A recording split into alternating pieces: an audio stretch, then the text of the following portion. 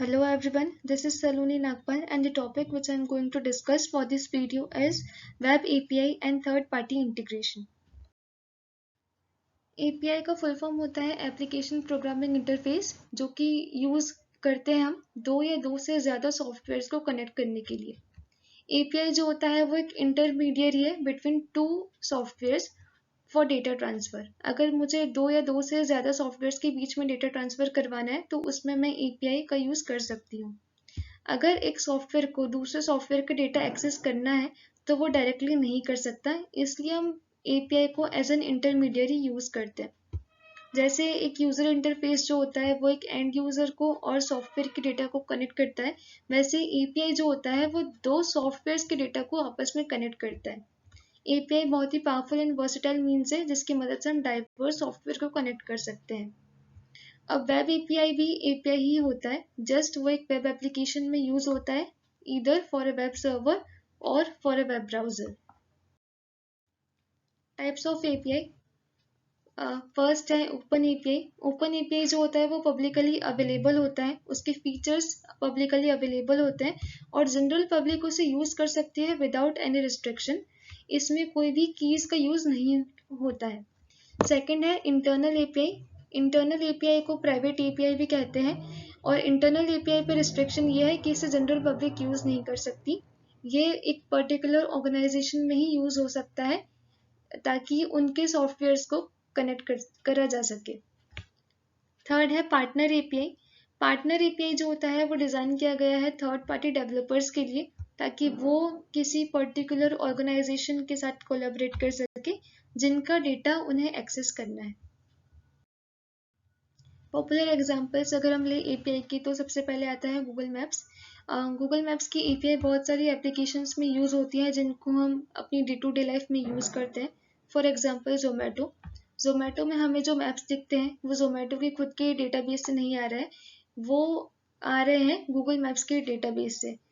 तो जोमेटो जो है वो डायरेक्टली गूगल मैप्स के डेटा को एक्सेस नहीं कर सकता, इसलिए हमने बीच में एक गूगल मैप्स की एपीआई लगा रखी है जिसकी मदद से जोमेटो गूगल मैप्स को रिक्वेस्ट भेज सकता है।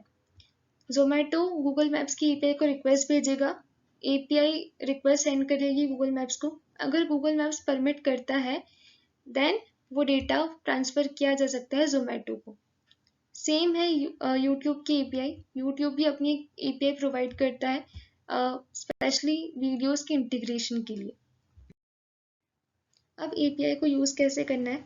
एक वेब एपीआई को यूज करने के लिए सबसे पहले हमें एक एपीआई डॉक्यूमेंटेशन की जरूरत पड़ेगी, जिसमें ये बताया जाएगा कि एपीआई को रिक्वेस्ट कैसे भेजनी है और एपीआई कैसे रिस्पॉन्स जनरेट करेगा।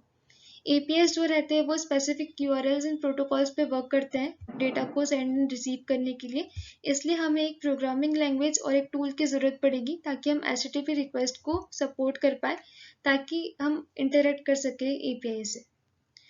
एक बार हम जब रिक्वेस्ट सेंड कर देंगे तो रिक्वेस्ट में हमें एक और चीज़ की ज़रूरत पड़ती है, वो है की।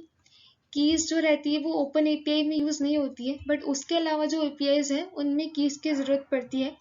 कीज इसलिए यूज होती है ताकि एपीआई को ये पता चल सके कि कौन सा यूजर रिक्वेस्ट कर रहा है डेटा के लिए। जब हम रिक्वेस्ट भेज देते हैं तो एपीआई एक रिस्पॉन्स सेंड करता है जो कि जेसन और एक्सएमएल के फॉर्मेट में होता है, जिसको बाद में हमारा वेब ब्राउजर जो है वो पार्स करता है ताकि जो डेटा है वो डिस्प्ले हो सके। अब थर्ड पार्टी इंटीग्रेशन क्या होता है? ये भी एपीआई से ही रिलेटेड टॉपिक है। थर्ड पार्टी इंटीग्रेशन में हम एपीआई का यूज़ करते हैं। बेसिकली थर्ड पार्टी इंटीग्रेशन का मतलब होता है कुछ फीचर्स एंड फंक्शनलिटीज जो हमारे सॉफ्टवेयर में एग्जिस्ट नहीं कर रही है उनको स्क्रैच से बिल्ड करने की जगह हम उन्हें किसी और सॉफ्टवेयर से अपने सॉफ्टवेयर में एम्बेड करते हैं, और इस एम्बेडिंग के लिए हम एपीआईज का यूज़ करते हैं। थर्ड पार्टी इंटीग्रेशन आजकल ऑलमोस्ट हर जगह यूज़ होता है क्योंकि इसके बहुत सारे एडवांटेजेस हैं, जैसे कि ये बहुत ज़्यादा टाइम को सेव करता है एंड ये बहुत ज़्यादा कॉस्ट एफिशिएंट है क्योंकि स्क्रैच से बिल्ड करने में बहुत ज़्यादा टाइम लगता है और वो काफ़ी एक्सपेंसिव भी होता है। तो जो थर्ड पार्टी इंटीग्रेशन है बेसिकली उसके थ्रू हम अपनी सॉफ्टवेयर की फंक्शनलिटीज़ को एक्सपांड कर सकते हैं in shorter period of time.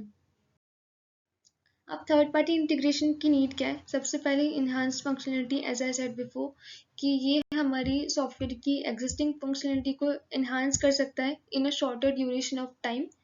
और ये बहुत ज़्यादा कॉस्ट एफिशिएंट भी है, क्योंकि अगर हम किसी मॉड्यूल को स्क्रैच से बिल्ड करेंगे तो उसमें कॉस्ट भी लग सकती है, बट उसको इंटीग्रेट करने में इतनी कॉस्ट नहीं लगती है। स्पेशलाइज एक्सपर्टीज, जिस भी थर्ड पार्टी प्रोवाइडर से हम इंटीग्रेट कर रहे हैं उनकी फंक्शनलिटीज़ को, उनके डोमेन्स के हिसाब से, उनकी एक्सपर्टीज़ के हिसाब से हम अपने सॉफ्टवेयर में उसको इंटीग्रेट कर सकते हैं। इसकी मदद से हमारा सॉफ्टवेयर जो है वो काफ़ी अच्छा लगेगा, काफ़ी इनोवेटिव लगेगा। कंक्लूजन में, अगर हम web APIs and third party integration को अच्छे से मैनेज करते हैं तो ये एक बहुत ही पावरफुल टूल एंड कैटलिस्ट है इनोवेशन एंड ग्रोथ के लिए, जिसकी मदद से ऑर्गेनाइजेशन जो है वो अपना time to time work deliver कर सकते हैं यूजर्स को। Thank you.